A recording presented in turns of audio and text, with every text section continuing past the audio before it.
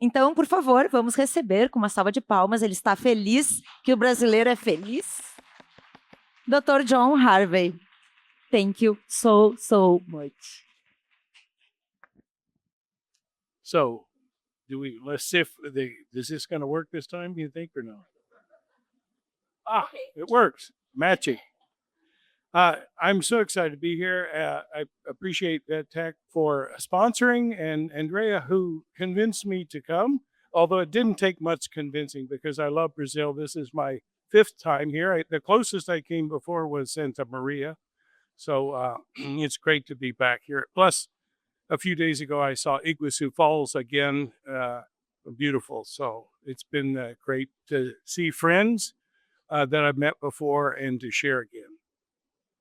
One of the things I like to do when I lecture is, well, I have several hobbies. Hematology is obviously one, but photography is one and fishing is one, and grandchildren. So with photography, what I like to do is show pictures I've taken between topics, right? And so the pictures that I'm going to show between topics for this lecture are taken where this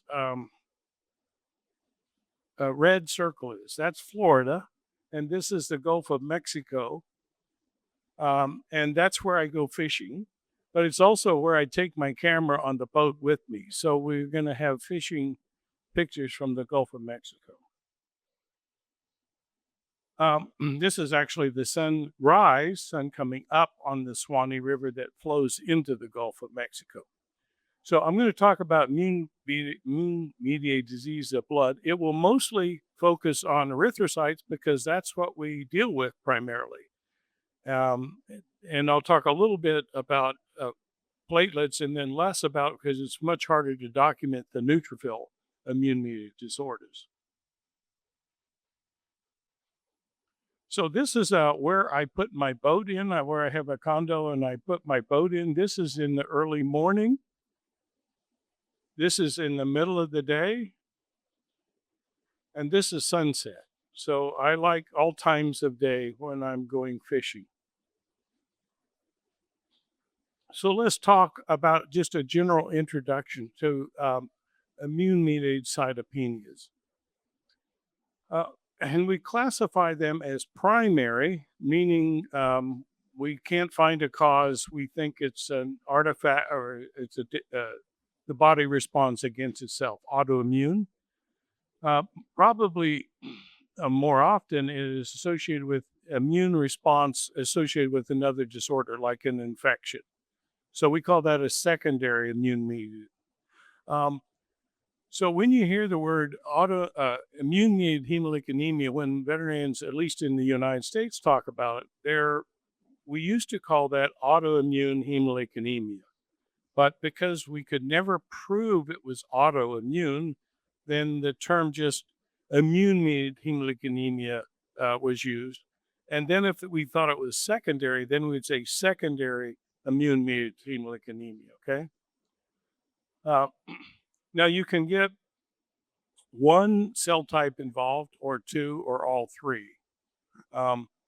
We haven't documented so much in animals all three, but in humans, you can get some aplastic anemia marrow damage that appears to be directed at that affects all three types. We don't know if the aplastic anemias, they're fairly rare, but if it's not Ehrlichia and rule out other things, some of our idiopathic aplastic anemias, maybe they're immune-mediated, we don't know. But we do know we see more often where we have immune-mediated response against red cells and platelets, that would be more common combination, right? So most of the time when we look at immune-mediated diseases, we're looking at things that destroy the mature cells in the blood. So it destroys the red cell in the blood or the platelet in the blood, or possibly the neutrophil in the blood. But we can also get immune-mediated diseases that are directed against the precursors in the bone marrow. And those are harder for us to maybe diagnose. So we'll talk about those. Now, as I said, secondary ones, there is some degree of immune-mediated diseases destruction with a variety of infectious, parasitic, neoplastic, inflammatory, and even drug-induced. So we need to look for, when we have what we think is immune-mediated anemia, for example, we want to see if there's any other factors that might be associated with that. So coming back, primary immune-mediated, this is where you can't find a cause, and you say it's probably autoimmune against self. So we have immune-mediated hemolytic anemia, IMHA, where we're talking about destruction of the cells in the blood, the peripheral destruction. But we can also have what's called precursor-targeted immune-mediated anemia, which we, for English, abbreviated as PEMA. So precursor targeting, and I'll show some examples today about that. But then here's a little more complete list of the things that we might see for secondary. Obviously, incompatible blood transfusions. You make antibody against transfused blood. Neonatal isoerythrolysis, where the neonate absorbs colostrum against its own antibodies. That's been primarily diagnosed in horses, but it also occurs in cats, much less recognized. And a variety of infectious agents, especially those directed against the red cell, have immune-mediated part of the destruction of the cell. I'll show you an example later. So Mycoplasma haemophilus, we have parasites on the outside of the red cell. If you look for antibody, they're often positive for antibody against red cell altered antigen. So that's the parasite has damaged the red cell, there's immune response, but it's secondary to the parasite, right? And then certain drugs, propofol, uracil in cats, and one of the antibiotics in dogs. So you do want to see what an animal's being treated with, see if it has one of these blood infections, so forth, before you decide, I think this is a primary immune-mediated process. So there are species differences when we're looking. I'll mostly focus on dogs and cats, which is what we know the most about. About 2/3 of the dogs with immune-mediated hemolytic anemias appear to be primary. So we think this is pretty common in dogs. And when we find it, most of the time it's idiopathic. We don't know the cause, so we think it's probably autoimmune. In cats, the secondary immune-mediated red cell damage is more often associated with inflammatory conditions, especially mycoplasma, especially the hemophilus, which is more pathogenic than the other mycoplasmas.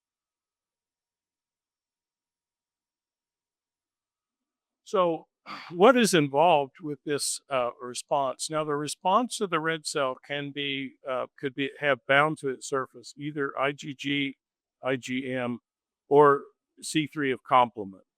So especially both I think IgG and IgM can activate complement, but IgM is more prominent for activating complement.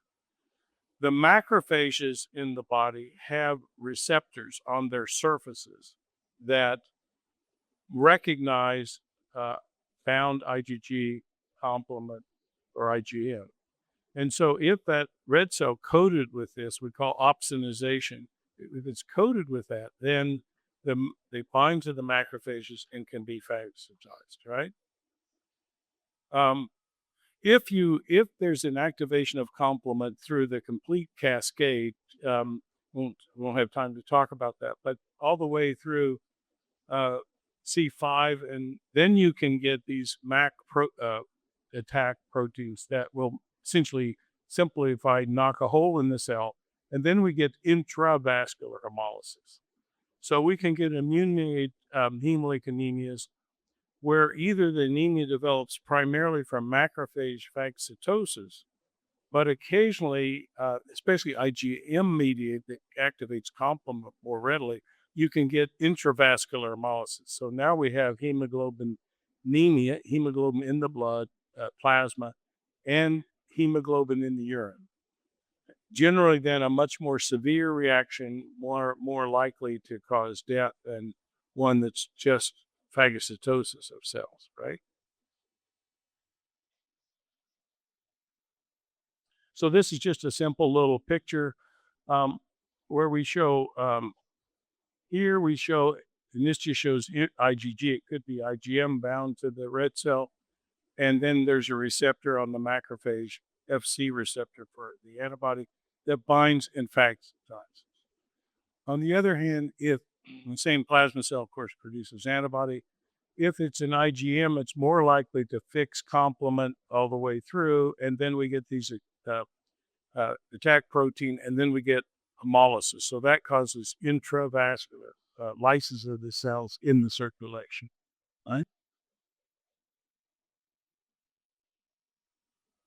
This is one of my competition for fish where I fish. This is American bald eagle. Here's another one that thought he was a special, king something. So how do we detect the presence of antibody and complement on the cell? How do we decide this may be immune-mediated disorder on the red cell? Well, one way is if there's enough antibody coating, we may get agglutination in the sample itself. So if you have a sample where it's agglutinated, and we're sure it's not Rouleaux, which I'll talk about, it's agglutination, you don't need to do a Coombs test or some other test. You already know there's antibody on the cell, right? It's more likely to occur with IgM, I'll show you why, than IgG for this agglutination. Let's see, okay. And so if we don't have agglutination and we still want to say, are there antibodies present on the cell? Then we have to resort to a direct anti-glycogen test, commonly called the Coombs test. Okay. A very interesting thing that is, I don't usually share, but the Coombs test that we hear about was named after a Dr. Coombs from England who happened to be a veterinarian. So the Coombs test that the humans all talk about, it was actually named after a veterinarian that developed this test to look for antibody on the surface of the cell. Right?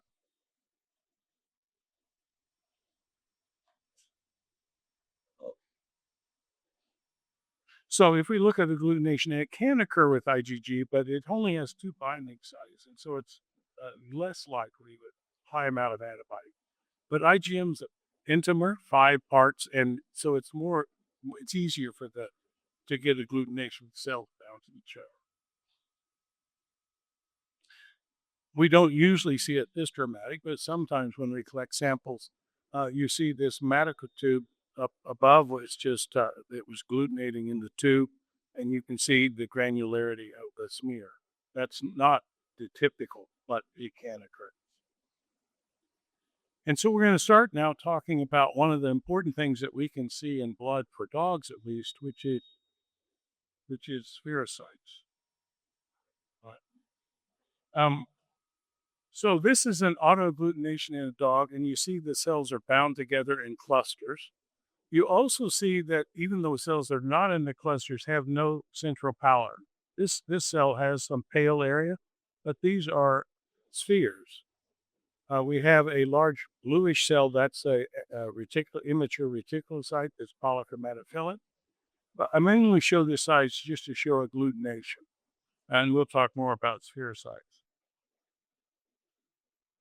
So one of the issues that we do need to think about when we see on the smear where we see cells binding to one another is the separation of a process called Rouleaux, a French term, where red cells bind together like a stack of coins. This occurs when there is increased certain globulins. Both fibrinogen is a major cause of this, but immunoglobulins will do it as well. This actually in the dog on the left here was a dog with a multiple myeloma or plasma cell tumor with a very high protein. It has kind of a blue background from the high protein. And this is one where, there's all the red cells that are mature are agglutinating. There are some pale or some bluish cells, retics, that are not part of the agglutination. So one of the ways then to say we think it's either Rouleaux or agglutination is what's called the saline dilution test. So I stole this picture from Dr. Mackin, but it's a nice drawing. So what's recommended, the best is actually take the red cells and wash them with physiologic saline several times. That's the best. But for impatient people, it's recommended that you put 49 parts, drops, if you will, of saline and 1 part blood, which is usually sufficient enough to dilute out those plasma proteins so that Rouleaux doesn't form. So if you look up here, if you would do this dilution with agglutination, it stays agglutinated. But if you do it with Rouleaux, they disperse. So that's the recommendation. When we think we see agglutination, and our technicians, when they think they see agglutination, will go back and dilute in saline and relook at it to see if it dispersed or not. In fact, some of our internal medicine people, you saw agglutination, did you dilute it with saline? Did it go away? Right? This is a small creek where I often catch fish. Oop, too fast. I won't talk too much about it, but there's a phenomenon called cold agglutination, and that's where the antibodies, where these red cells agglutinate, not at body temperature, but in the cold. This also happens, and I'll talk a little bit about in the laboratory, because what happens is if the animal is 38 degrees centigrade and then your laboratory is 20-some, sometimes we get agglutination in the laboratory, but it doesn't happen in the animal, right? So it's not a problem. However, you can get, so cold is agglutination below the body temperature. And what this typically causes is some necrosis in the areas where on the periphery of the animal, like the ears, the tail. These are areas shown because the temperature is lower in that area. And this is not usually a problem in Florida. It probably isn't going to be a problem here with your temperature. But when you go to areas where it's very cold, this animal that's normally doing fine can end up with agglutinating red cells. And that prevents the blood and the oxygen from getting to the tissues, right? So this is not a problem that we usually see. This is a picture, actually, not from me, but from the literature. Oh, here's an example, though, we do see in the laboratory at times. And so this is on our automated hematology analyzer. We had a hematocrit of 27 and an MCHC, which is way markedly above normal, 58.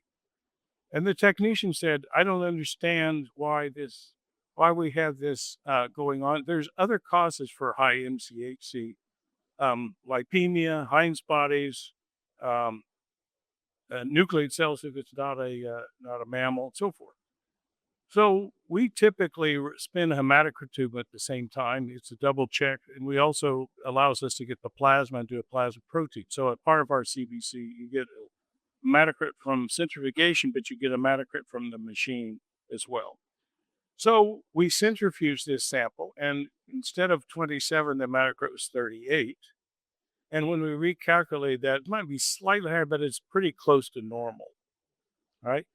So how is the MCHC calculated? Was the hemoglobin, it's a ratio of hemoglobin by hematocrit times 100.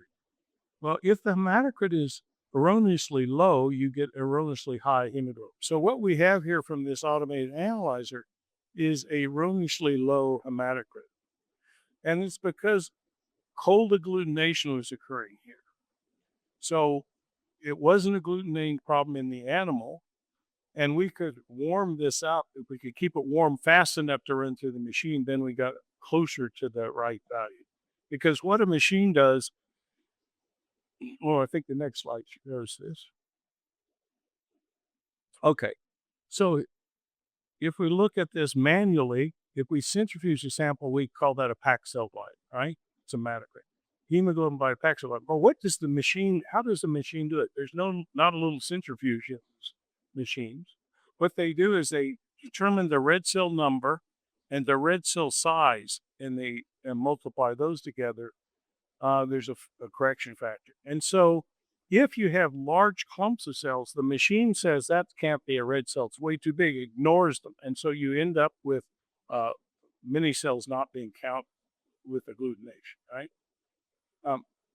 So this was, there wasn't a cold agglutinin in this dog. It didn't have a particularly marked anemia. In our case, the temperature, what we were, but it created a problem in the laboratory to understand why did these centrifuge hematocrit and the machine hematocrit not be essentially the same, and why the MCH2 was so high. Okay.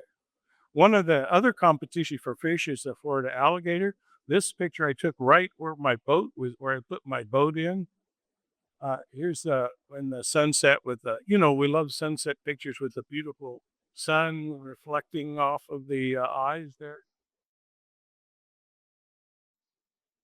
Okay, so the Coombs test, the way that's done, and this just shows with IgG, you can have many of the Coombs reagents have IgG, IgM, and often complement.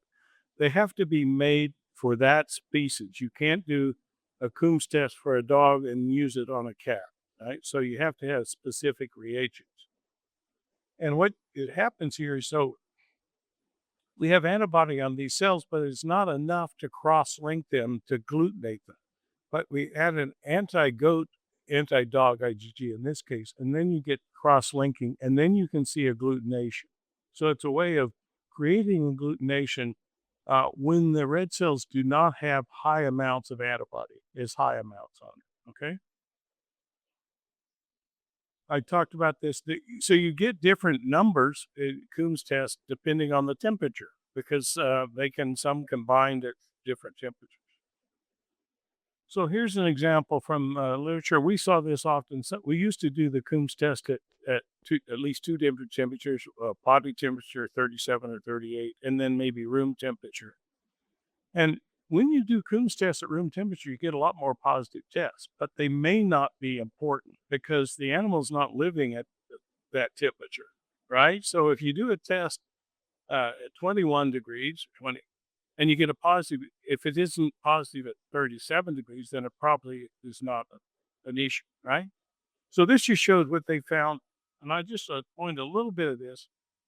So if you looked at this, they tested these separately, anti-IgG and anti-IgM, and this is a sick anemic cat, so they may have had mycoplasma. They may in fact have positive tests, right? At 37, they had 20% positive and 2% here. On the non-anemic cats, very low numbers of positives.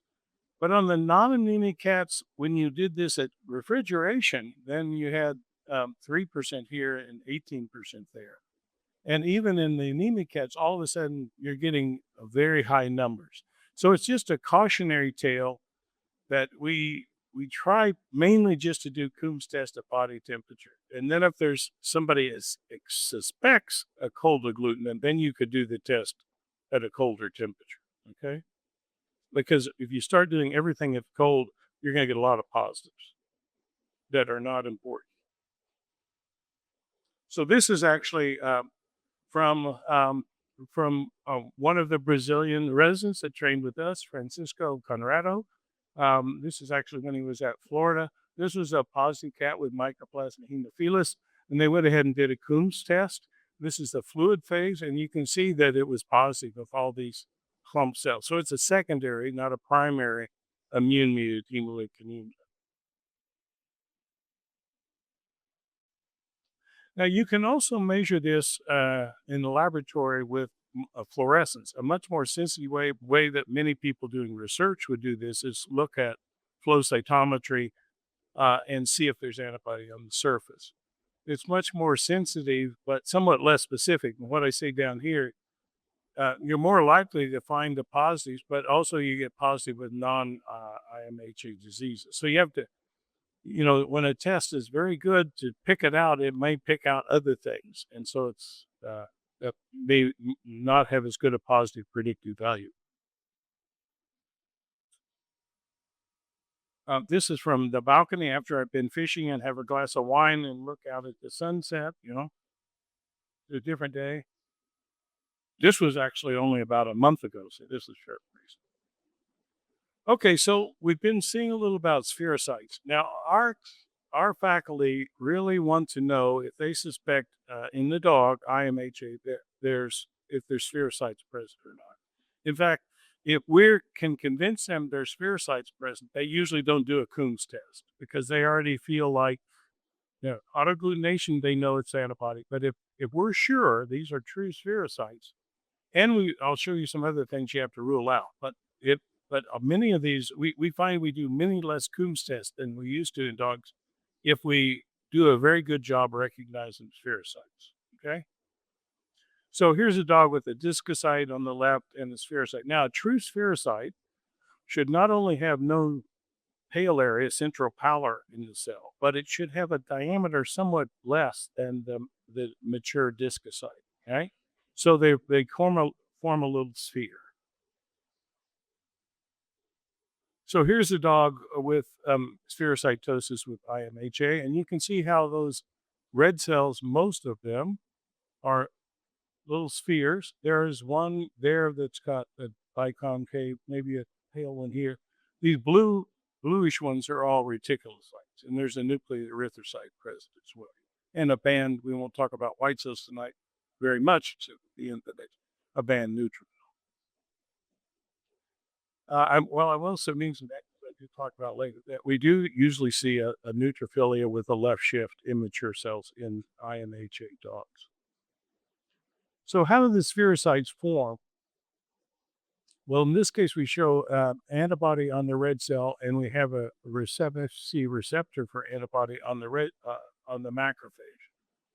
And the macrophage can phagocytize the whole cell, but sometimes it just binds there and the cell and just takes a bite, if you will, out of the cell. Red cell membranes easily reform, and so they will reform. And if you lose enough membrane, there's not enough membrane to have the biconcave shape. And they have no choice but to come spherical when you lose membrane, right, to form a spherocyte.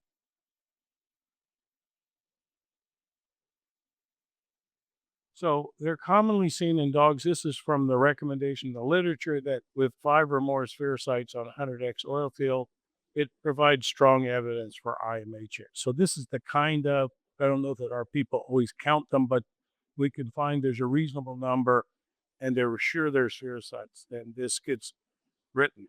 In fact, we don't let our technologists, they do this, they review this routine CBCs and write comments about red cell morphology. But we don't let them put the word spherocyte on there until we've had a resident or faculty review it.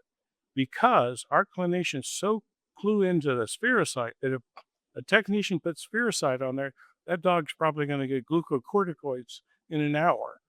It may not need it. And so we've had technicians say, it's spherical, and it has big consequences if you put the word spherocytes on the lab sheets in Florida because of the common disease and people want to treat quickly. So we're very cautious with that term. About 90% of dogs that had a direct antibody test or Coombs test had spherocytosis. So there's a pretty good correlation between the results of the Coombs test and the presence of it. And neither test is perfect, so it's amazing it's that high. They're difficult to identify in cats because the cat does not have the same degree of biconcave shape, so it's less pale in the middle. And it's harder to say, is this a spherocyte or not? So here's dog. We're back to IMHA and spherocytes. And again, we see the spherical cells, they have a smaller diameter than the cells that have a pale area. And many of these big ones with bluish are reticulocytes, if we do a retic stain.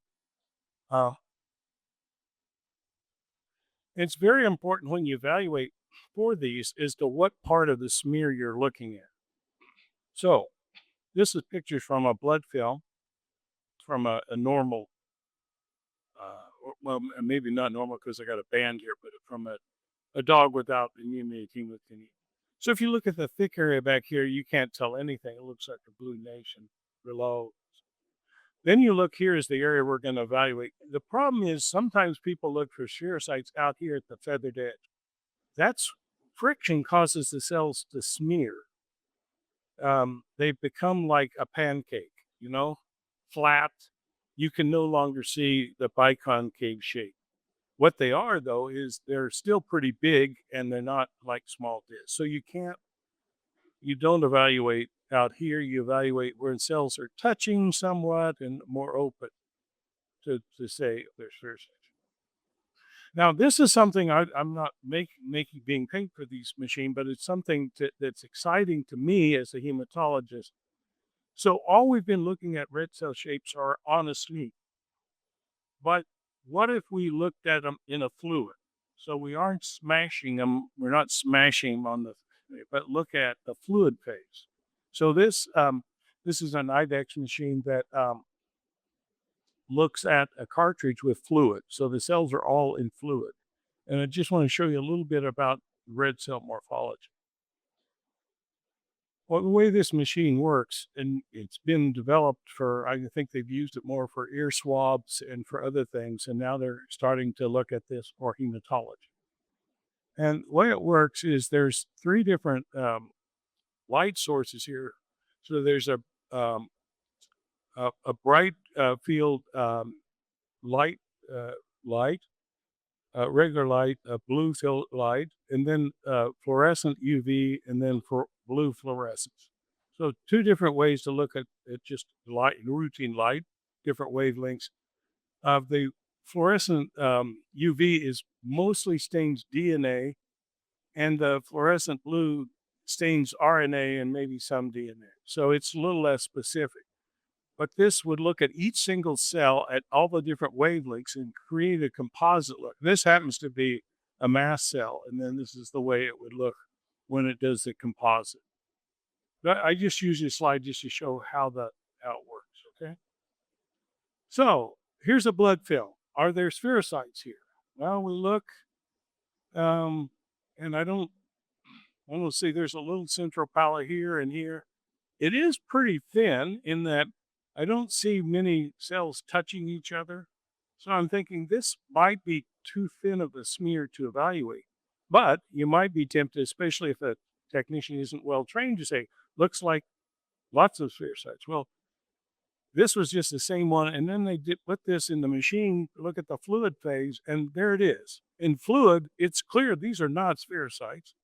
These are discocytes with the biconcave shape. So it becomes very obvious that they're not spherocytes if we put it in fluid, right? Now, what happens with immune formation of spherocytes? They don't quickly go from a normal discocyte immediately to a spherocyte. They lose membrane over time, and there's a transition.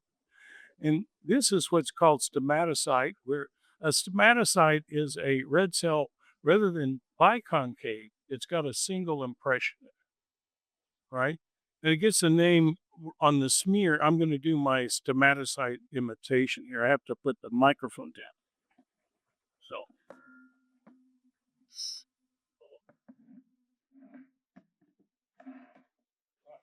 Okay. So this is stomatocyte. That's the way the blood film with that kind of the street across, right? Okay. I hope there's no video of that. But what happens is there's a transition from stomatocyte all the way to a spherocyte. And what you see actually in IMHA cases often is kind of, there's some true spherocytes, but often they're kind of stomatospherocytes. They're not quite fully formed, right? So let's look at, this is a dog with IMHA. And this one's close to a spherocyte, but it has a little pale area, a little pale. Others are clearly not. But I'm having problem with those. They're not pure spherocytes, but I'm thinking these are stomatospherocytes. They're on the way to becoming a spherocyte. Well, this is obvious. So we have, and we'll show the way this looks on fluid phase. This was pretty easy. I think as long as we're pretty convinced, I like to see if I'm going to call something a spherocyte, I like to see some other cells around it that are discocytes.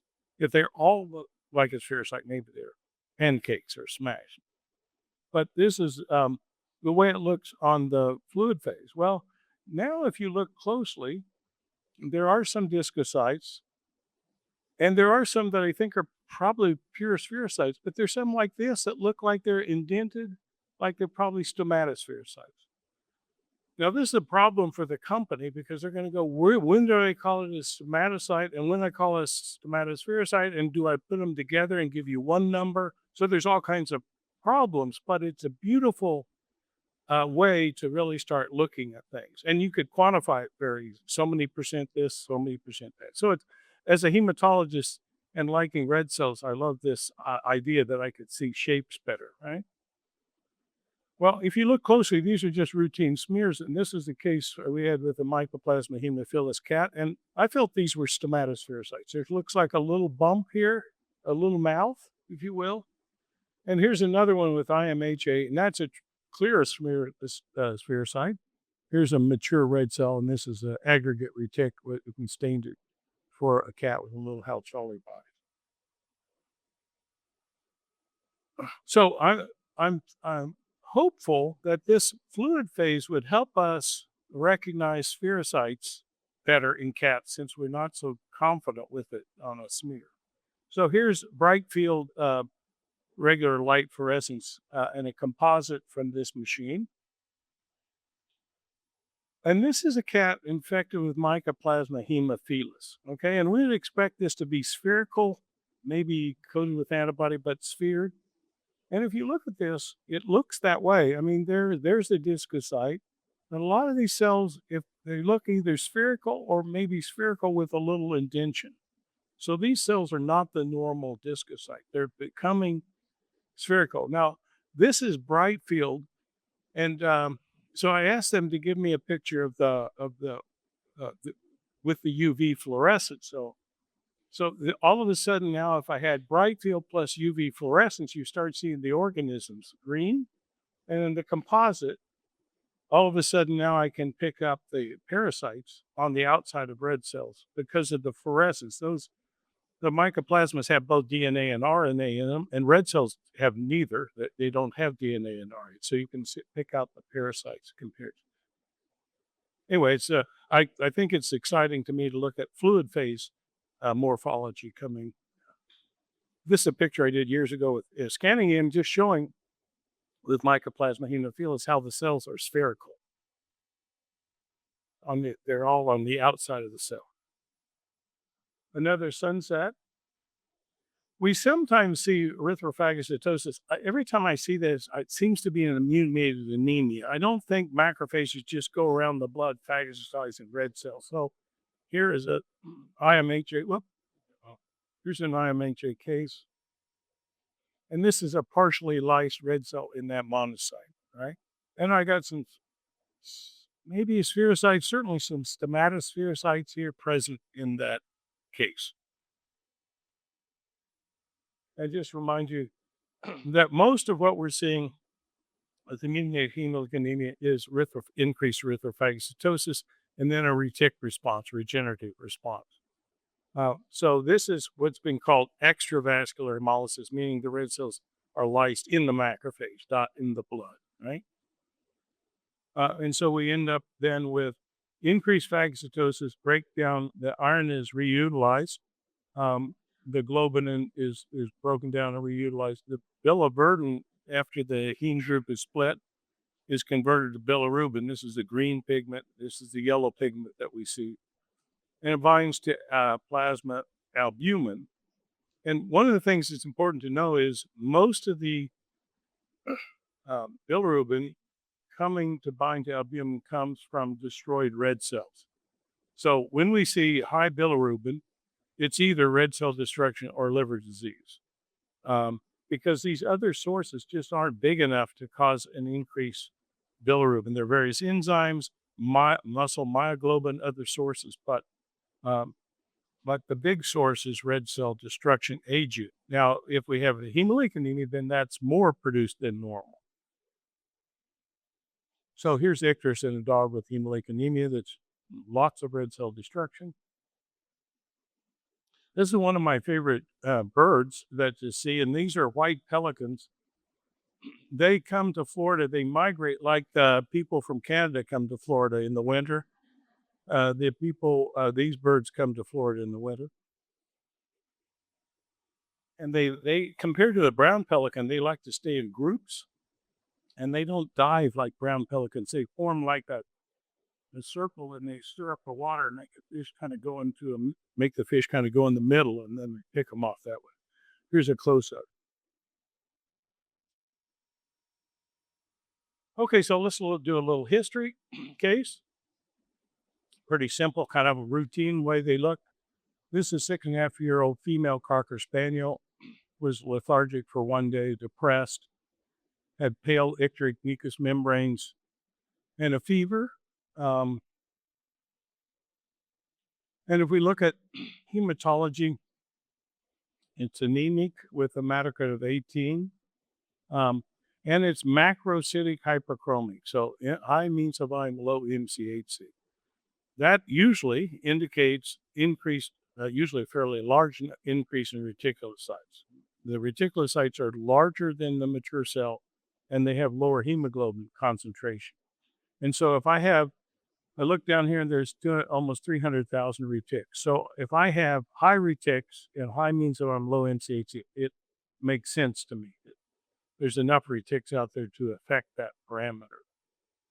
The rest of what was measured in this panel was normal, except what the Icterus index is just a way of judging how yellow the plasma is. We make up a standard with diluted potassium dichromate, which is a yellow chemical, and we just compare how diluted out, and then we can put a number.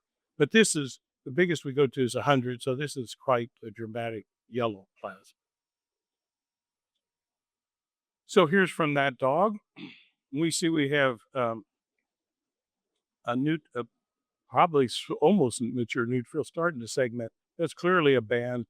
Maybe it's not really much for toxicity. Usually there isn't much toxicity in immunity compared to infectious causes. Here's a nucleated erythrocyte down here. And then we see the spherocytes, or maybe stomatospherocyte, a little pale area here. And the leukogram, it shows elevated total white cell count, 34,000 per microliter, with the left shift with increased bands, and nucleated reds. We usually report them in absolute numbers, so that's 1,400 nucleated reds per microliter. This is pretty typical, except many of the IMHA dogs have a higher white count and more dramatic left shift than that. So neutrophilia left shift usually we see with IMHA in dogs. So, kind of summary of the IMHA, hematocrit, there's less than 20% in most cases by the time we see them. Usually, most of the time we see an absolute reticulocytosis. The means of volumes often increase because of all the retics that are present. MCHE may be decreased with marked retics, unless we had autoagglutination or intravascular hemolysis. Autoagglutination and intravascular hemolysis both artificially raise the MCH. And then a leukocytosis already mentioned. Feline IMHA is much less common and much harder for us to diagnose. Usually the hematocrit below 15%. And absolute aggregate reticulocytosis is less common in dogs. One of the problems, and I don't have time to talk about tonight, but cats, we really, if you manually do retic counts, there's two types. There's the punctate type and aggregate type. And it's a whole nother lecture almost on retics in cats. The machines that are used for retic counts really only count the aggregate. There's not enough RNA present in the punctates to show up as a positive test. Different story, I don't have time today. The means of volumes may be increased but less consistent. MCHE may be decreased, less consistent. So the same things are there, they're just not as consistently present. Usually leukocytosis, neutrophilia is not as prominent as what we see in dogs. And survival is best we can determine, fairly 60 to 75% with treatment. Now, some of the times I've seen these in cats, what's really interesting to me is these are aggregate retics. The bluish cells are aggregates, and they are agglutinating. Now, I've got what looks like close to spherocytes here, and then I've got agglutination of the retic. So I'm assuming I probably have antibody on the mature cell and on the retic, and I'm getting this kind of agglutination, right? This is another fish competition, although this isn't as big a bird, so it doesn't get as big a fish, right? This is an osprey on a nest here.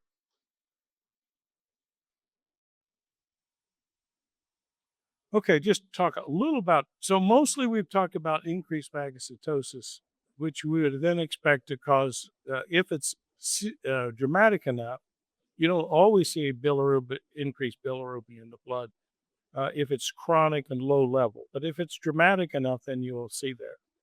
The other thing we would talk about is what happens if the cells lyse in the circulation.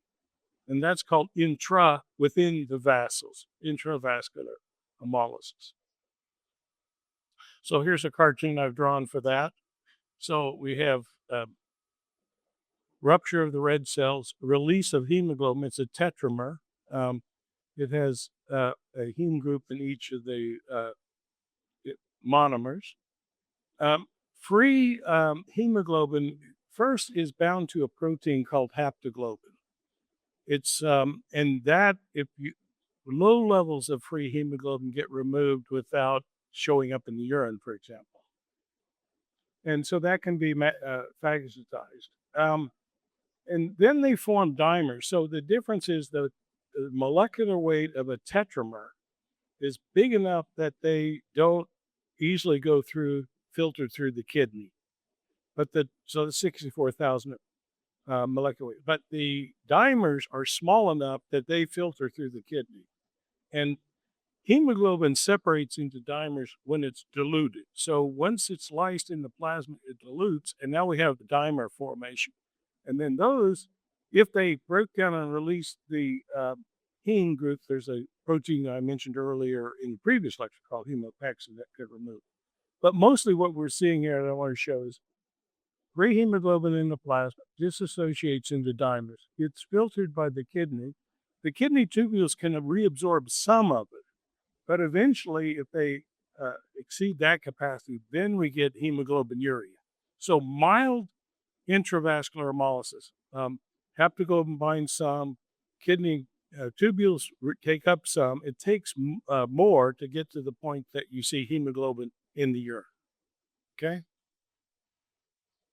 So here's a dog that had intravascular hemolysis. So the plasma's red when we spun the tube. And what we see, this is a left shift, there's nucleated red in there. Looks like a delay body here with almost a metamonocyte kidney shape.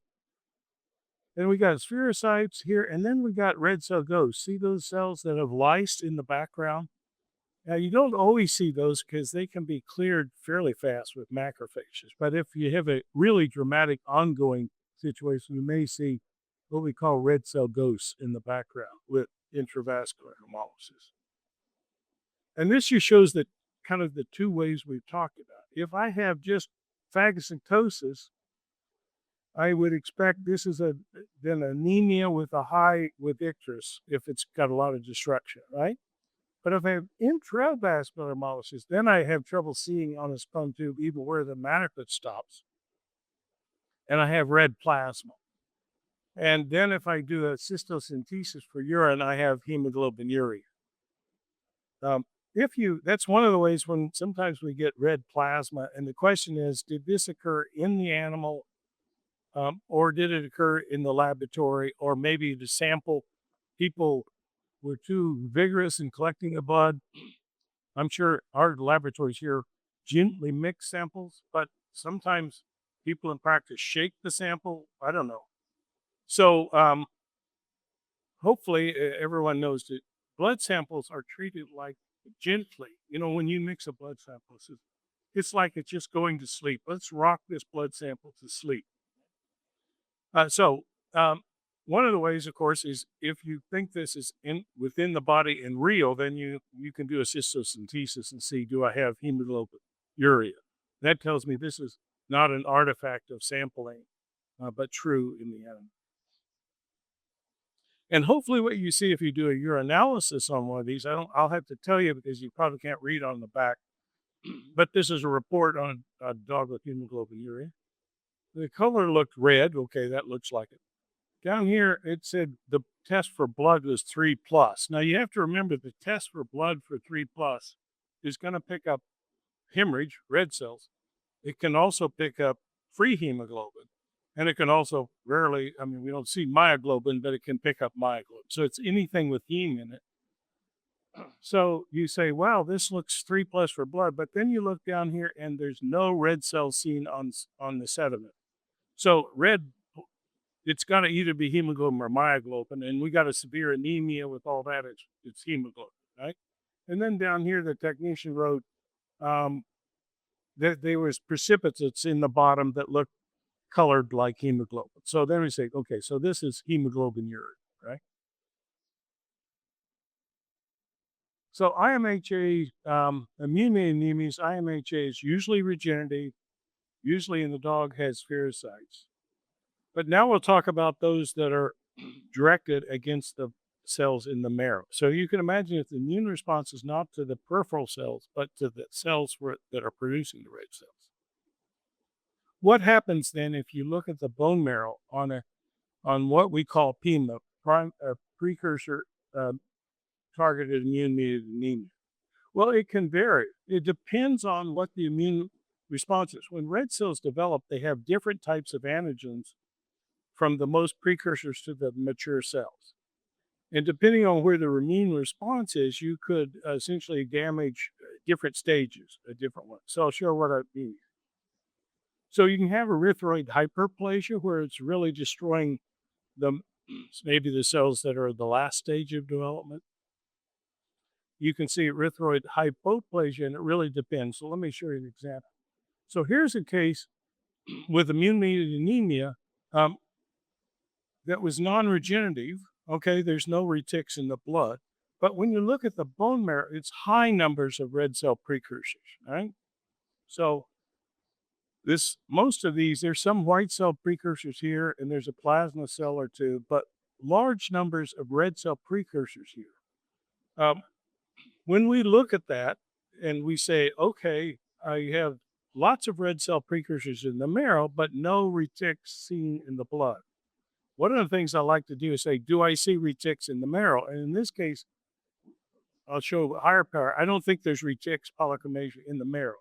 So in this case, it looks like the damage was done at the retic level or earlier, right? Because that's what and there's some dyserythropoiesis. Some of these red cell precursors are larger than they should be, and sometimes we get some dyserythropoiesis with immune-mediated problems as well. So I got some areas showing. Here's the more normal size, a little more mature cells here. But I'm not seeing in this what we call metarubricites, the lace sage with the very dark nucleus. Even this one has some pattern to it. It's not all the way to what we call pycnotic, right? So here's what I think is happening in this one. It looks like I have immune response that's knocking out this and this in the mature cells, but I'm left with this in the marrow, right? So that's one way I would look at this one, and these are often immune responsive to immune therapy. So we think they're immune-mediated. Some of them, surprisingly, are Coombs positive. You think, well, that's a later stage.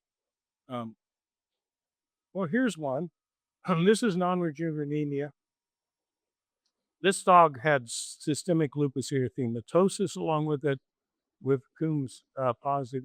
No retics in the blood, non-regenerative. When we look at the marrow, these dark things are the red cell precursors. You see nothing later that's red cells. So we're left with just some very immature. And I think, and sometimes on these cases, if you search through the marrow, you find phagocytosis of these cells. These are immature, so they're still blue cytoplasm. This is a macrophage with the red cell precursor phagocytosis. Here's another one This is the nucleus of the macrophage here, and then this is the red cell. Here's the nucleus of the macrophage and the red cell. So sometimes we can see the destruction of those immature cells in the marrow. So I think in this case, it looked like the immune response, if assuming immunity, was probably this stage, because all I'm seeing are these big round blue cells, ribroblast proroocytes, okay? So it helps us understand how can I have an immune anemia that without retic response, if it's directed at the precursor cells in the marrow. And then you can go all the way to red cell aplasia. There is no red cells. And this is a dog who was Coombs positive interesting. And in the bone marrow, there's almost no red cell precursor. Maybe that one, I don't know. There are a lot of small lymphocytes. And sometimes in immune-mediated disorders, we see increased numbers of small lymphocytes in the marrow.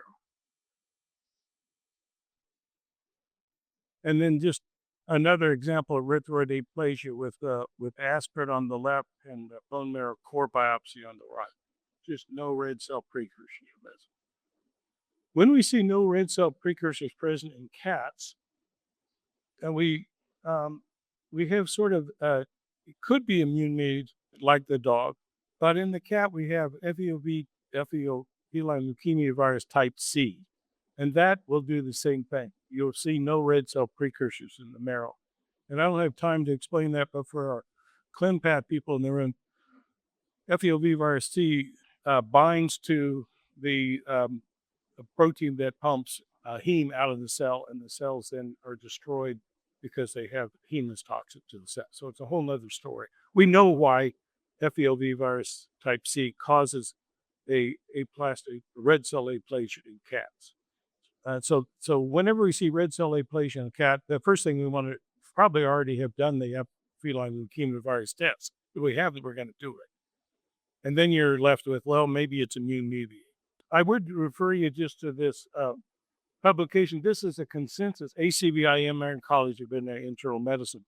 This is a consensus statement, fairly recent, where they made these recommendations. There is some recommendation, certainly, to do gastrointestinal protectants from some of these agents.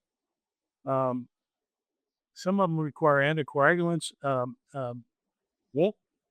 Immune-mediated hemolytic anemia in a dog sometimes ends up with thrombosis problems, especially in the lungs. So that's one of the reasons they're talking about that. But you can, for those of you that treat animals, since I just diagnose it rather than treat it, I would refer you to this paper.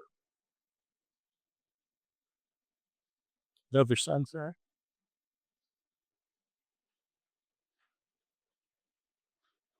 Oh, I'll take a chance to get fluid water while he's doing this here.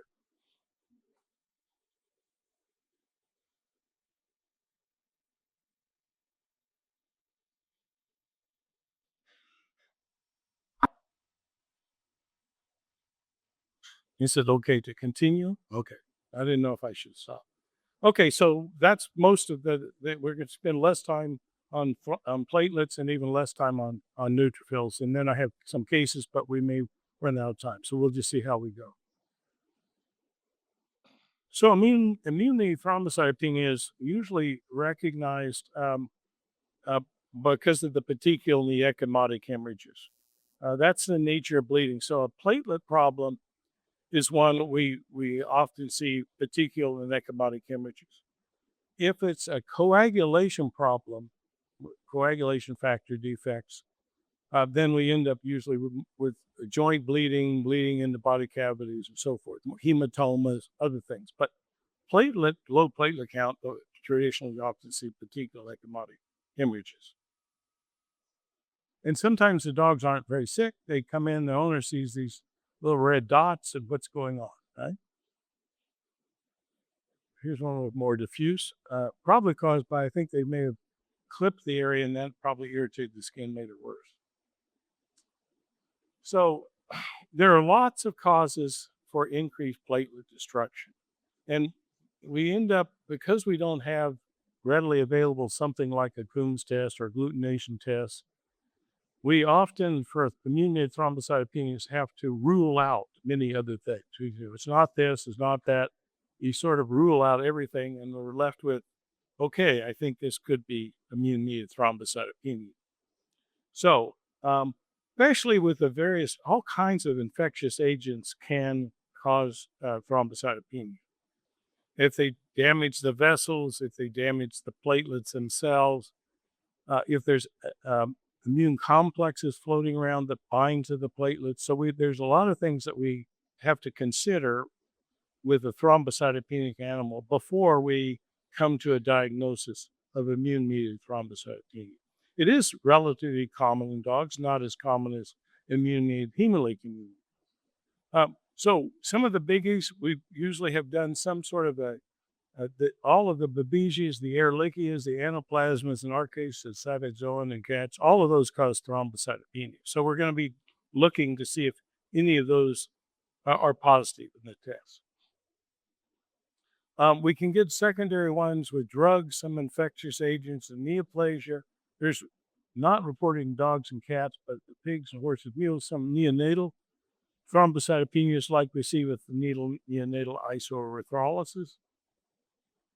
And what's really interesting, and I think it helps understand why do these thrombocytopenias occur in so many inflammatory infectious things, if you actually inject an animal with the GM-CSF or MCSF, you can cause an activation of macrophages and a thrombocytopenia. I don't know if they're enhanced phagocytosis, but a lot of inflammatory conditions can cause thrombocytopenia. So it's a rule out, but definitely all the infectious things that are common we want to rule out before we think of it immune-mediated.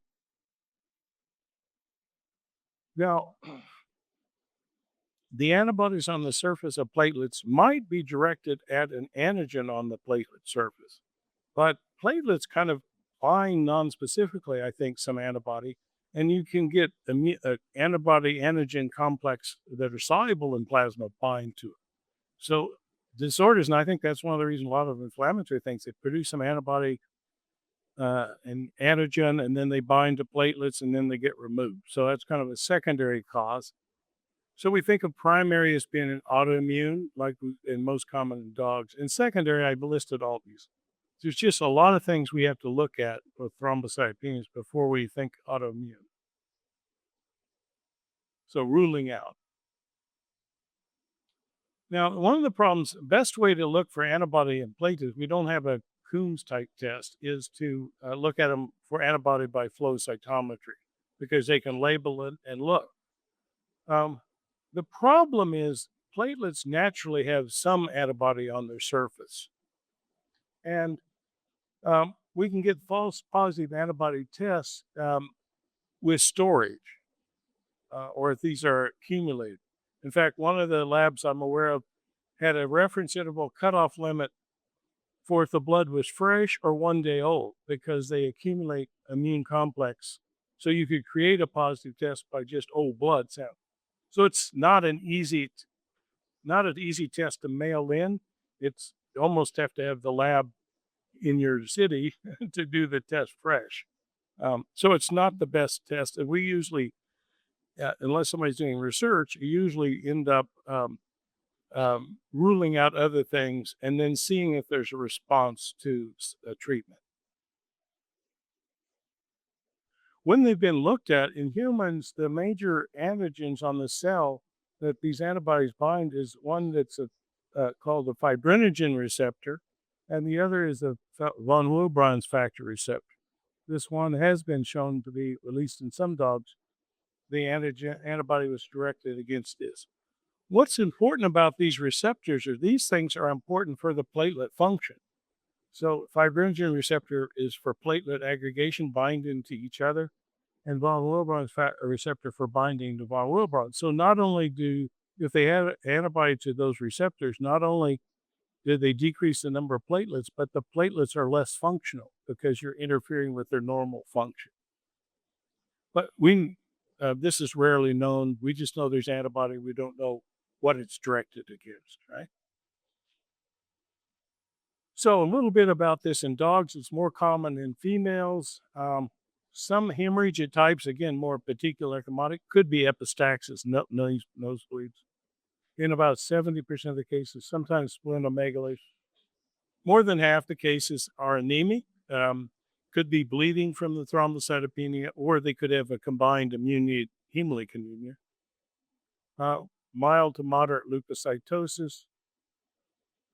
And the survival rates reported to be 70 to 90%. So pretty good. We have pretty good success treating them, although relapse is fairly common. So that means if you're treating them, following the platelet count comes back up, then there may need to be some monitoring because it may crash again. Once you taper the, say, steroids off, rechecking to make sure it doesn't crash and become thrombocytopenic again. Right? Really, in cats, there's just less known. Again, surface bleeding, epistaxis, it could bleed in the urine. And then, of course, we have the cutaneous mucosal hemorrhages like dogs. Usually they see particular ecchymotic hemorrhages when it's diagnosed or when the cat comes in. Anemia, mild to moderate. We don't seem to, on the thrombocytopenias, have the same leukocyte changes that we see with IMHA, for example, in dogs. And a pretty high survival rate as best one can determine by treating these cats. So usually with glucocorticoids or the initial therapy, we try on these. You rule out everything else because you're nervous about giving glucocorticoids if an animal has an infection of something. But if we rule out the things we think it's safe, then we'll try it. The course of glucocorticoids. And that doesn't work, then depending on the clinician and their confidence, they may go to vincristine is often drug used for immune thrombocytopenias or other chemotherapeutic agents and recommendation to protect the GI tract. With immune-mediated thrombocytopenia, there's often what we call macroplatelets, big platelets. You see this as cats have fairly big platelets anyway, but then you see ones that are diameter-wise about like red cells. There is generally, if you have increased production of platelets, they tend to be larger than just the normal production. It's not a, and so some people will look at thrombocytopenias, and if we have increased platelet size, and some machines do mean platelet volume, we think that provides evidence of regeneration. Sort of like we don't have a retic count, but we have these big platelets. It's just that there's other things that can cause them, especially myeloid neoplastic conditions and stuff. So it's not a perfect, but it is something we look at, maybe gives the clinician a little more confidence. Sometimes we will do a bone marrow to see if there's active megakaryocyte production. So here's what we would expect to see with a bone marrow, with most of the time when we've looked at these with immune-mediated thrombocytopenias. We have plenty of megakaryocytes here, and we include some that we don't see many of, but pro-megakaryocytes, so an immature stage. So we have low platelets, and we look at the bone marrow, there's lots of megakaryocytes production. So we're thinking, well, that fits. But we can get something similar to what we talked about with precursor immune-mediated things too, or some damage to the precursors. And this is a dog where the only megakaryocytes, so it's thrombocytopenic, and the bone marrow, these are very immature ones. They have separate little nuclei, blue cytoplasm. We call these pro-megakaryocytes. They're not capable yet of producing platelets. So we have just kind of like we saw in the Pima dogs, some immature cells without mature cells. This is not the normal case, and there are rare cases with no megakaryocytes in the marrow. Well, this is a dramatic case. So this dog, this is where it came in with the thrombocytopenia, and the only megakaryocytes, low numbers, look like this, very blue, very immature. It was, and I don't remember exactly how low the platelet count was. It was less than 10,000, quite low. It started on glucoprednisone. 1 week later, we did it. I don't know how we got the owner to agree, but we did a second bone marrow. Look at all the megakaryocytes, and the platelet count was over 1 million. And so now we say, in retrospect, this dog probably had an immune-mediated thrombocytopenia. So it's often diagnosed by ruling out everything else, and then does it respond to immunotherapy? And then we say at the end, oh, we think this was immune-mediated thrombocytopenia, right? Now you can get those together.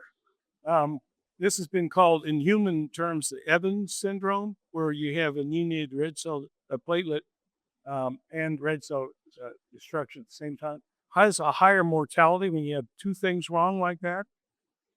It's more like 70 to 80% in the dog compared to lower amount or just only immune-mediated hemolytic anemia. Again, steroids are again the first line, and then you may add other treatments to it if that doesn't work. I love mirror images when the water's very still. So I end with this, and if we're out of time, we'll stop there. But I have some cases if we didn't stop there. But this is really hard to diagnose, and we're never quite sure. Is this a primary immune-mediated neutropenia? And what's dangerous about it is if you have no neutrophils in the blood, you're really reluctant to hit them with immunosuppressive drugs because what if I'm raw? It's got infectious going, something. So we really are more cautious when we do rule outs before we treat these. So excluding everything else, making sure there's no secondary cause. And we kind of diagnose it like we do immune-mediated thrombocytopenia after the fact. We say, okay, probably was. So histories then fever, lethargy, anorexia, vomiting, subclinical neutropenias. Sometimes they've been recognized just on physical exam where the dog wasn't that ill. Neutrophils less than 1,000, or most of the time even lower than that. The bone marrow, like we saw with red cell immunity, can be hyperplastic or hypoplastic depending on where the immune response is directed. Some people have documented this, with flow cytometry, looking for antibody on the surface of neutrophils. It's not a very practical test. And it could occur with other disorders, immune-mediated hemolytic anemia, thrombocytopenia, SLE, and it's been described with some other effects like the non-septic meningitis, non-septic polyarthritis. I think this may be, I don't know how we're doing time, I'll do this one and then I ask that question. So here's an example, one of those we're struggling with. This is 2-year-old castrated dog, weakness in the back legs, shuffling along, trouble getting up on its front legs. So it's got sounds bright and alert, didn't act sick, but was muscle atrophy, so it starts looking like an orthopedic problem maybe. I didn't find neurologic differences, so maybe it's a joint problem. An orthopedic exam then showed pain on flexion of the carpi extensively. And so now it's sounding like in the mirroring of what, C11. So sounding like an orthopedic issue or joint issue, not necessarily neurologic issue per se.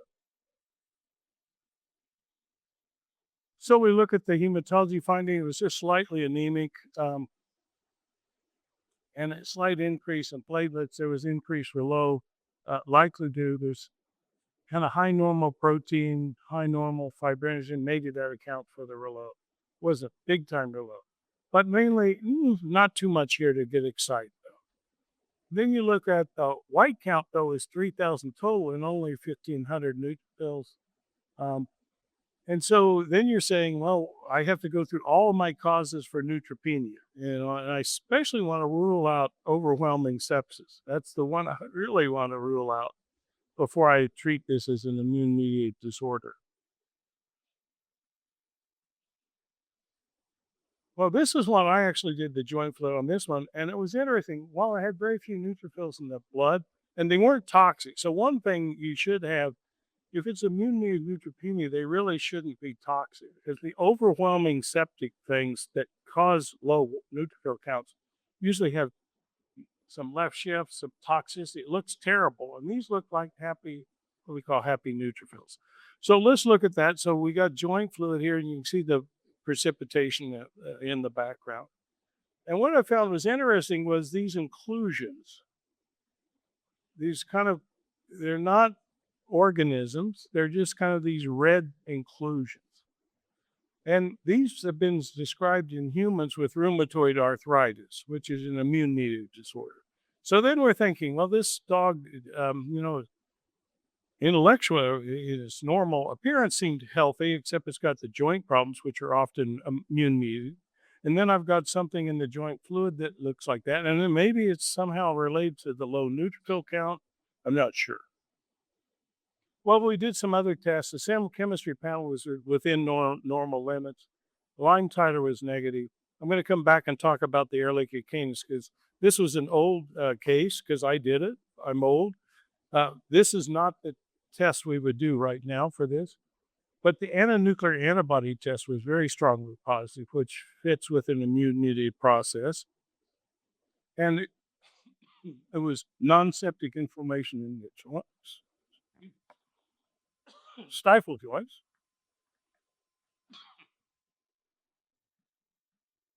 I had this bronchitis, and I might make it to the finish line here. What tests should have been done here for our area? We have a Ehrlichia risdicide, which is an inflammatory agent that causes joint inflammation. Wouldn't cause a neutropenia. And then not so much in our area, but Anaplasma phagocytophilum, which is present in the northern part of the U.S. And both of those are the two organisms that can cause arthritis. They don't, usually cause a severe sort of non-toxic neutropenia. Well, anyway, the clinician says, well, we've got evidence probably immune-mediated joint. Let's just see what happens if we give them, and it wasn't toxic, so we don't think it's infectious. So they just treated with prednisone, treated like an immune-mediated process.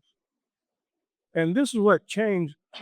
If you look on day one, there's our number of neutrophils. This was banned, so we had a left shift, and we had low numbers of monos and neos. And this is day 18. The joints improved, and we look at the neutrophil count came back very high. Of course, the lymphocyte dropped because lymphocytes decrease with steroids. And the monocytes go up because in dog monocytes increase with steroids. So this is really kind of steroid response, but it left us thinking, well, maybe there was it's immune-mediated disorder, positive ANA, responded to steroids, the neutrophils responded to steroids, so maybe it was all immune related. There's another eagle on this tree. I've taken several pictures of when I go fishing. This is at daytime, and this is sunset. So how am I? Is that the time? I'm not sure where we. Oh, let me get my watch. Oh, okay. So we have time for another case or two. Okay. Now hopefully my voice. Okay. Okay. So this is a 4-year-old Cocker Spaniel. It had rear lameness associated with bilateral hip dysplasia of 2 years duration. Oh, okay. It had a non-septic arthritis that was involved the carpal and tarsal joints recognized 4 months ago. So it's got this inflammatory joint disease. And this was at the referring veterinarian. And at that time, they did a CBC. The hematocrit was normal, and the platelet count was normal, but the antinuclear antibody test was strongly positive. So this was a feeling that this is likely, would likely be an immune-mediated arthritis, right? However, it was treated with aspirin, which would be good as an anti-inflammatory, but it's not an anti-immune drug, right? I mean, they didn't do glucocorticoids or some other drug that might hit immune response. I don't know why this is a case from the outside. I understand, aspirin for arthritis, but if you thought it was immune-mediated, I would do more than aspirin, right? But that's what happened, okay? So, so it comes in now to our hospital. It's depressed with pale mucous membranes. It still has this polyarthropathy on all the joints that seem to be painful. But now we have small petechial hemorrhages on the penis and the abdomen. So now we have something that the platelet count was normal 4 months ago, but now it's thrombocytopenic, as we're going to see. Temperature was normal. So here's a CBC. So it's anemic. Hematocrit's 23. It does have a reticulocytosis. The mean volume MCHC are just borderline too high. So it doesn't have enough retics long enough to change the mean volume, right? There was no icters recognized. The total protein was somewhat increased. And then the platelet count was 8,000. So now it's gone from a normal platelet count 4 months ago to still all the joint problems, but now a thrombocytopenia. And interestingly, when we looked at the erythrocyte morphology, there was 2+ anesocytosis, which is size variation. There was 2+ polychromasia, which told us there's a retic response here to this anemia. And of course, we knew that because the retic count was increased. So that matched. But there was also what we call stomatoesferocytes. So we went, now we're getting a multiple factors here going on, right? So this is the way the blood looked. And the platelets present were very large. This one here, it's almost more like when platelets are formed, they form like what we call proplatelet processes. So in the bone marrow, the megakaryocytes stick the processes through the wall of the endothelium. And those finger-like things break off into individual platelets. But sometimes you can get little sections that didn't look like the form. They're elongated like that. So anyway, large platelets. And here's the problem we talked about before. Here's a problem we talked about before. Okay, where are the spheres? We said stomatoesferocytes, so we think this is immunity. Well, there's one where it's just an indention. That looks like a little indention. Maybe not. This looks like a spherocyte. That's just got one indention. So this is one where I think it gives me confidence, probably immune mediated, but it doesn't perfectly fit. That's what we said, stomatoesferocytes, right? So this is going into different. This age group is probably not going to know this, but maybe a few of you will. So have you heard of a beanbag? Anybody have a beanbag chair? All right. Well, that's when I was in veterinary school, that was our furniture. It's a big bag full of beans, and when you sit on it, there's a butt print. It's not biconcave, it's just uniconcave butt. And that's what these stomatoesferocytes look like. They look like a beanbag somebody set in with a butt print, but the other side's still round, right? So now we're thinking, we already knew this dog was antinuclear, at least the practitioner said antinuclear antibody positive. And now we've got what we think are stomatoesferocytes starting to look like immune-mediated hemophilia, and we've got thrombocytopenia with big platelets. All of this is sounding like a complex immune-mediated process, right?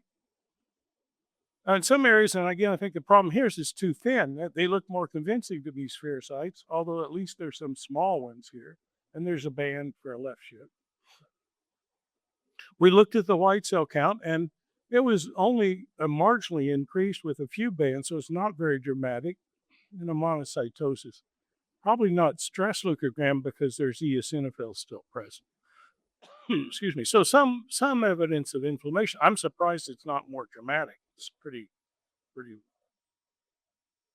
So when we looked at that, then we looked at went back and looked at the bug. We saw stomatoesferocytes, and we went back and looked at the tube and did saline dilution, and there was some agglutination. So now we're more confident this is really a red cell antibody because I've got agglutination, which wasn't recognized initially, but on retrospect was true. ANA test was still strongly positive. So we said, okay, we didn't know who did the previous test, but we did it. And they gave it prednisolone, and cyclophosphamide. So they gave it a bigger immunosuppressive thing than just steroids. And a recheck 8 days later, the hematocrit was up to 27. I forget what it was when it came in. 23, so it came up. Hematocrit's not going to come up very fast. You know, if you bleed a dog and you see how fast the hematocrit comes up, the best in a dog is about 1.5 per day. So if you followed it, then if the hematocrit was 24, the next day it'd be 25 and a half, the next day 27 is. So this isn't only went up 3 points or so, but red cells are a long lifespan. In the dog, maybe 100 days or so. And so it takes time after you stop. And this is a little more complicated. We're in how well did we immunosuppress? There may be some still being destroyed. So I think for that time period, a little increase in hematocrit made sense. What was really dramatic is the platelet count went from 8,000 to 1.2 million in that response. So now we're back to that. I think this had an immune-mediated thrombocytopenia component. I think this probably had immune-mediated erythrocyte component, and I believe this probably. Now I'm starting to get into that thing is, do we call this lupus erythematosus? Because I'm getting now 3 different things that seem to be immune-mediated, right? So then we say, well, what is SLE? So it's apparently a loss of control of B cell function, autoantibodies against various tissues. It doesn't mean, and it can mean not just an antibody against an antigen on that tissue, but if immune complex forms because we know it's A and A positive, you can get nuclear immune complexes, and then they can lodge in places. They can lodge in the skin. In humans, there's this wolf-like rip pattern that's sometimes seen with the lupus. The lupus comes from wolf lupus, so lupus erythematosus came from that human skin pattern, a red pattern with women. Well, I haven't seen that report in animals. I guess we have too much hair on the face. Maybe we wouldn't notice it. But okay, so antibodies against histones and DNA can get these complex depositions. And so in dogs, we might say polyarthritis. Well, we had that. Coombs positive anemia. Well, we had agglutination, so we didn't even need to do the Coombs test. A thrombocytopenia, so we had that. We didn't evaluate. We didn't have a report. I don't think it was febrile when it came in. Some of the other categories, we didn't look for kidney injury. They didn't report lymphadenopathy. So we had enough. I just show you what happens.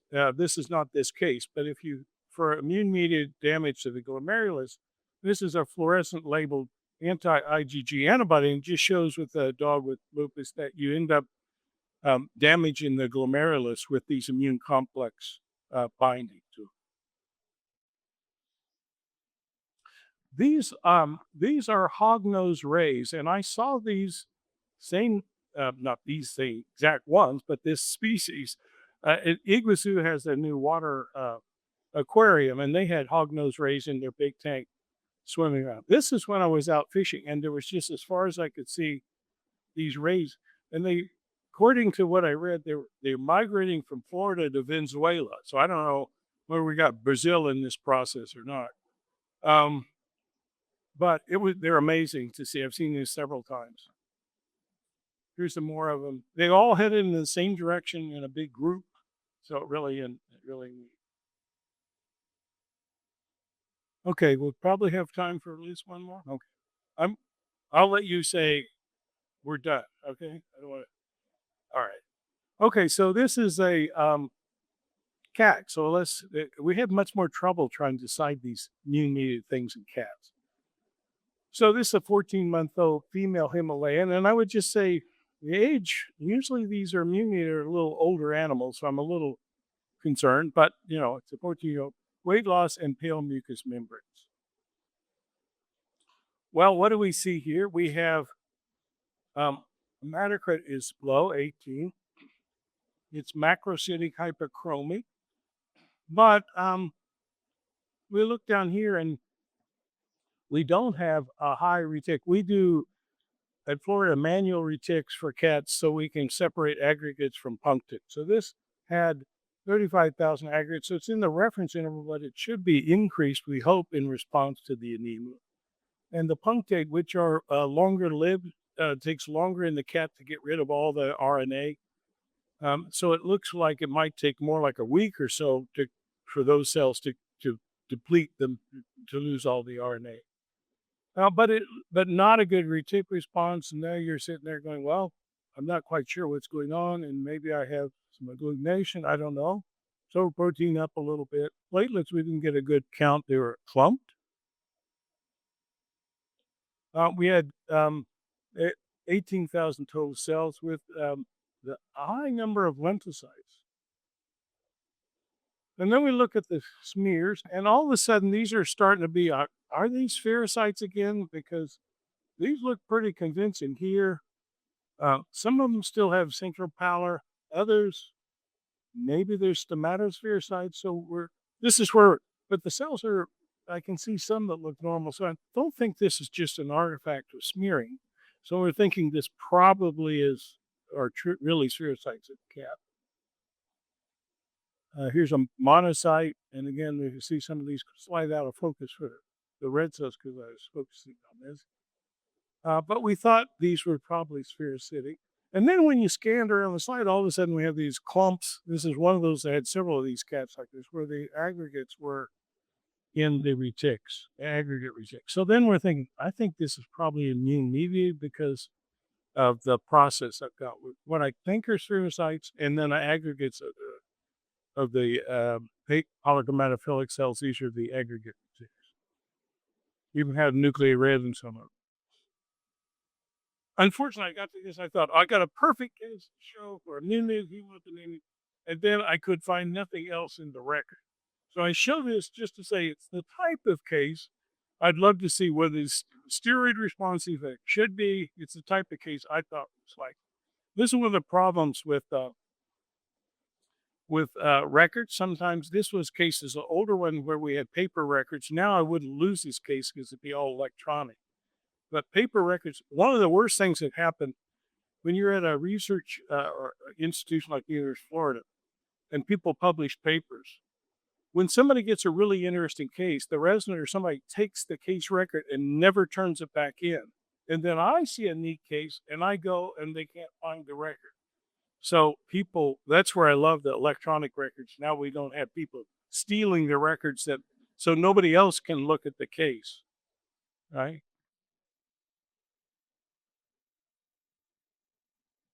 This is one of the places I fish. This is in the fog. You can see again, a mirror image. And this is the same place in the daytime when it was sunny. Okay, maybe probably have one more. We're okay, one more. One more. Okay, we'll make this the last one. Okay, so this is a 1.5-year-old greyhound. It presented as an emergency. It stopped 2 days ago. Oh, is urinating blood. I'm not sure what the stop 2 days ago. I haven't. History of ticks for 3 months. So we think, oh, let's go tick history. We're going to look at those. Lethargic, dehydrated. There was generalized icterus and there was a fever. So when they say blood in the urine, you don't know, is it whole blood or is it hemoglobinuria, right? So we look at this, and we have a hematocrit's 15, so it's quite anemic, and there's marked hemolysis, it's red. What surprises me, the MCH is increased. We would see that because when you calculate that, the assumption is that when you do an MCH calculation, it's hemoglobin by the hematocrit. And the assumption is all the hemoglobin's inside the red cells. So if it's free in plasma, you get a high MCH. All right. So that fits, although I thought it might even be higher, but that's what it was. And there's a thrombocytopenia with 47,000 platelets and red cell morphology. We didn't, I think, on this one have a retic count, but there's 2+ polychromasia, so we know there's a lot of retics, and there's 3+ spherocytes. So we think, okay, this is immune-mediated red cell destruction. And this is that case, and this, again, you see, we have here monocytosis along with the neutrophilia. There are bands present, so we have a left shift. It's kind of stained funny. I don't believe this is toxicity. Sometimes neutrophils can have a reddish staining to the granules, and it's not blue like cytoplasm should be for toxicity. But kind of out of focus, it looks like we have spherocytes and stomatospherocytes present. And here's a higher power. Then you can be more confident that, yes, the technicians have 3+ spherocytes, so you pick, I believe, because I have other cells in the field that still have central pallor. And this is more typical. So we've got a higher white count, 25,000, not only bands, but we have some metamyelocytes or a more dramatic left shift. and a monocytosis that we often see with neutrophils, a monocytosis, and 4,000 nucleated reds that a regenerative response with the retics, likely the nucleated reds. So just some more pictures. And again, I know this is not typical. It's a strange cytoplasm that looks more reddish. Granules are staining. And here's the nucleated red here.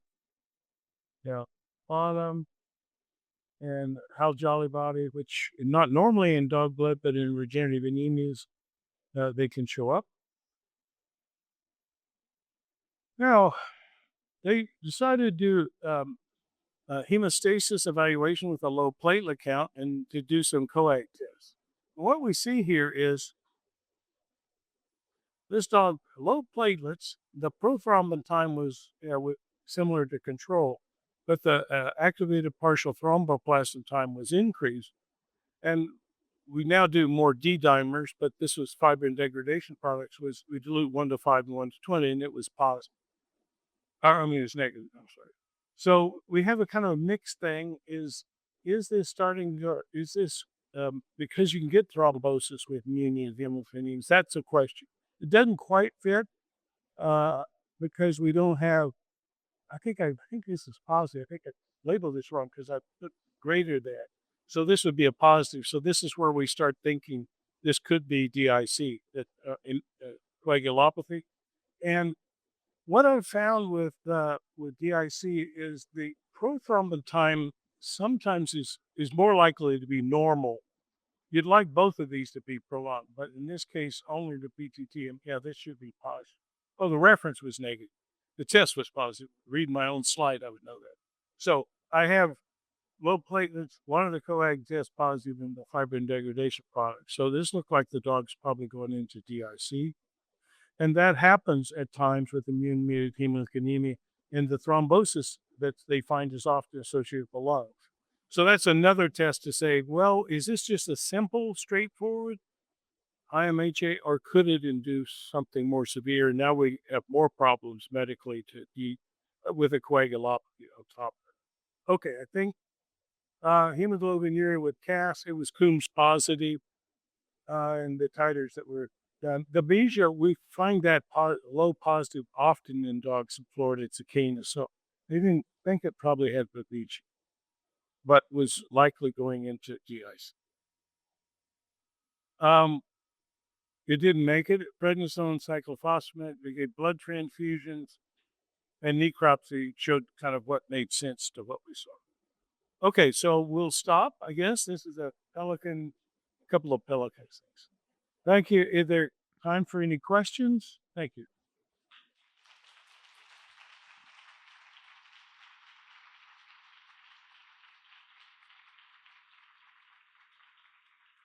All right. Somebody will have to tell me if we have time for questions or not.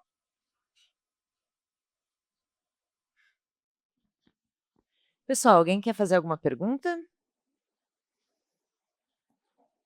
Não? Please, doutora Helena. Amazing lecture again. I can take one off for this one more time. So my question is, how often do you see cold globulins in dogs? Because we have been seeing with the certain frequency dogs with the classic MHA pattern that they do format aggregates in saline in at room temperature, but they dissolve at 37 degrees. And this is happening like more often and more often through the last year.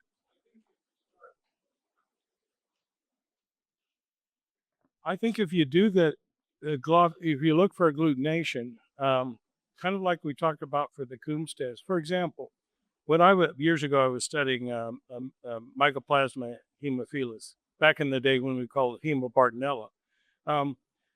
When you put a sample in the refrigerator, sometimes you'd see agglutination, but you didn't see it even at room temperature. And so I think that that cold agglutinin, if you looked for it, you would find it more commonly. It probably isn't causing any problem to the animal, and maybe it's just happens, in the test in the cold. So I don't think doing cold agglutinin test probably is all that worthwhile, because they're already room temperature before you do them. We have had ones where we warmed them back up to see if the agglutination went away. And that may be something to do when you have agglutination at room temperature. Really cold temperature, I don't know what that means, because they're never going to get that low normally. Well, even room temperature, they won't get that. Is there anything else? Sure.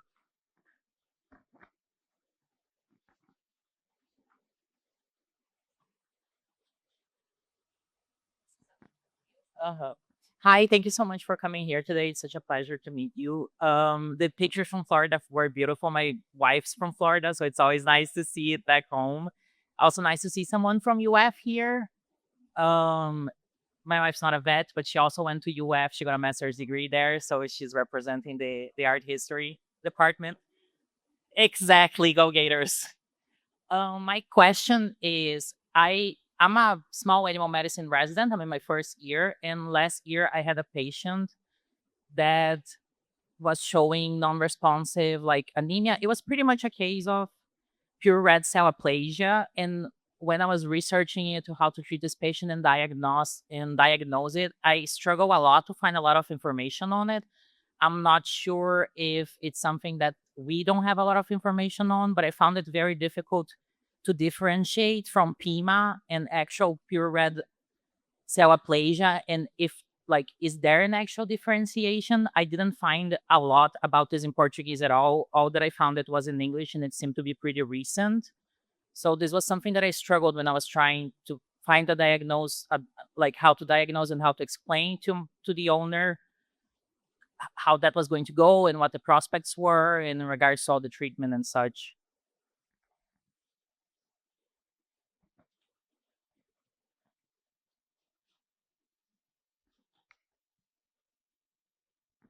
I think the short answer is we don't know. It could be just the most dramatic version of PIMA. That is, you knock out the earliest precursor cells, because even the progenitor cells, like colony forming unit, burst forming unit, might be knocked out. And so this is dog, I assume. If it's because a cat, we at least know one real cause of a red cell aplasia is feline leukemia virus type C. But in the dog, I think we still suspect that. We look at it as probably the spectrum, but it doesn't mean there couldn't be some other thing that we don't know about. But I think what we're really thinking at this point is when you look at the PIMA, it can go anywhere along the way to nothing. I showed examples just immature. Those ones I showed for red cell aplasia were ones where we don't know. I mean, but if you get one that's Coombs positive or something else, or got an ANA positive or something, well, then maybe you think, well, maybe it also is immune mediated. I mean, there's other estrogen toxicity. There's other things can knock out the red cell.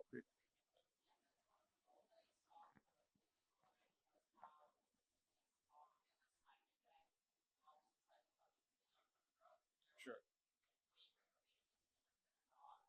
Right. Right. Right.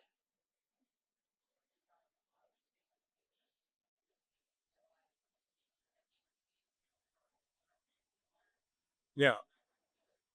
Yeah, and it's there are a few papers of multiple cases of PIMA in dogs and in cats. Of course, in cats, you got to make sure they're FEOV virus negative before you start thinking about them in that group. And then you're, like I said, you're kind of left with, well, did they respond to immunosuppressive therapy? If they did, you think, oh, maybe it was. And if they don't, well, maybe it isn't, so we don't really know. There, yeah. Anything else?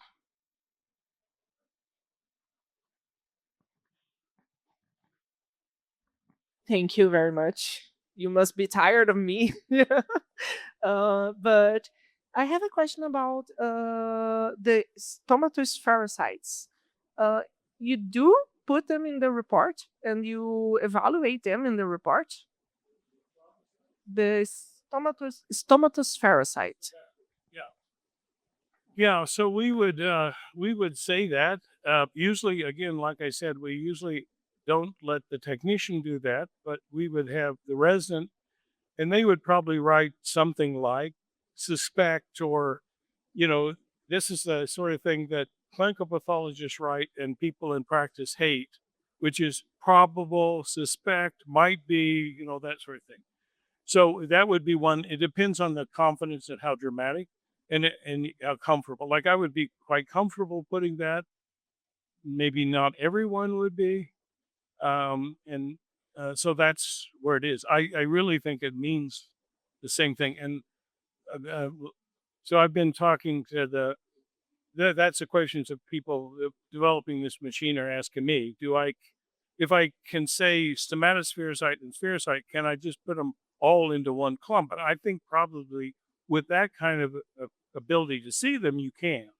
Might be more dangerous in a smear, but I think you can. I think that's just a transition. Yeah.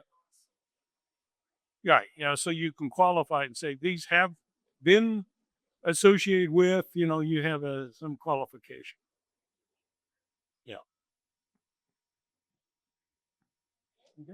Okay. I've enjoyed sharing, and I spent my life in academia because I like to learn new things. And then the fun part is I get to share with people. So thank you for coming.